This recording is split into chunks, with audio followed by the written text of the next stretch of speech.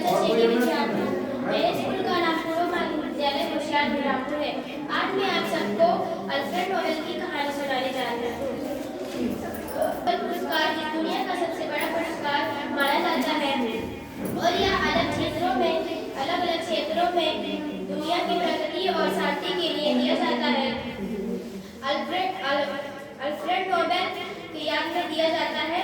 Alfred Nobel इस आविष्कार की वजह से लोग इनसे बहुत नफरत करते थे और इन्हें मौत के सौदागर के नाम से भी जाना जाता है।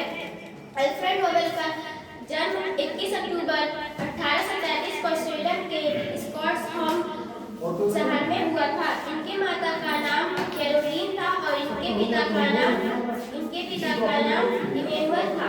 उनके पिता पहाड़ों से पत्थर तोड़कर पुल बनाने का काम करते थे। कुछ समय बाद स्वीडन में काम की कमी होने से इमैनुअल 1842 में अपने पूरे परिवार के साथ रूस के एक शहर सेंट पीटर्सबर्ग में चले गए और वहां की सरकार के लिए गन पाउडर बनाने का काम करते थे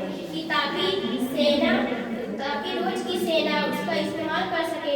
साथ ही अल्फ्रेड की पढ़ाई के लिए उन्होंने घर पर एक प्राइवेट टीचर रखा और इसके वजह से 17 साल की उम्र में इंग्लिश, फ्रेंच, जर्मन आदि भाषाओं की अच्छी जानकारी मिली और साथ ही केमिस्ट्री की पकड़ बना ली और अच्छी पढ़ाई के लिए 1850 में अल्फ्रेड नोबेल को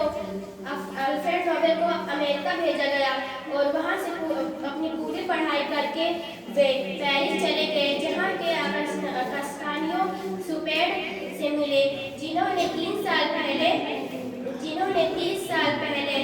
नाइट्रो ग्लेशियर की खोज की थी और अल्फ्रेड के पिता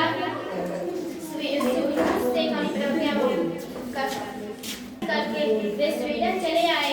इसी बीच 3 अगस्त 1864 को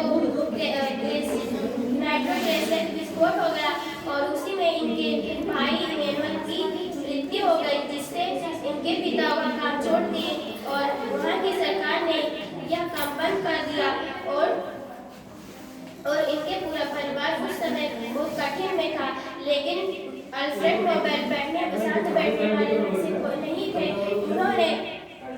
उन्होंने शहर के बाहर एक लेक बनवाया और उस पर विचार करने लगे। अल्फ्रेड नोबेल ने पूरे शिद्दत के साथ नाइट्रो ग्लेशियर की खोज में लग गए और कुछ समय बाद देखते ही कठिन परिश्रम के बाद उन्हें सफलता मिली। उन्होंने बताया कि अगर नाइट्रो ग्लेशियर में सिलिकॉन का पाउडर मिलाया जाए तो उनके पृष्ठ बन जाते हैं और उसे किसी भी आकार दिया जा सकता है। अब नाइट्रो ग्लेशियर बिल्कुल सुरक्षित हो गया था, जिसे कहीं भी आसानी से ले जा सकता था और इनके नाइट्रो ग्लेशियर की मांग बहुत ज्यादा होने लगी देशों में और इन्होंने अपनी नाइट्रो ग्लेशियर की कंपनी 20 देशों में की और इसका गलत प्रयोग तेजी से होने लगा, जिसके कारण नाइट्रो ग्लेशियर युद्ध में इस आविष्कार की वजह से लोगों की जान गई और नाइट्रो ग्लेशियर के आविष्कारक अल्फ्रेड नोबेल को सौदेगार की व्यापार कहकर बुलाने लगे और अब उनके बुढ़ापा आ गया था और उन्होंने अपनी पूरी जायदाद दूसरे को मदद करने और दान में दे दिया। 10 दिसंबर 1996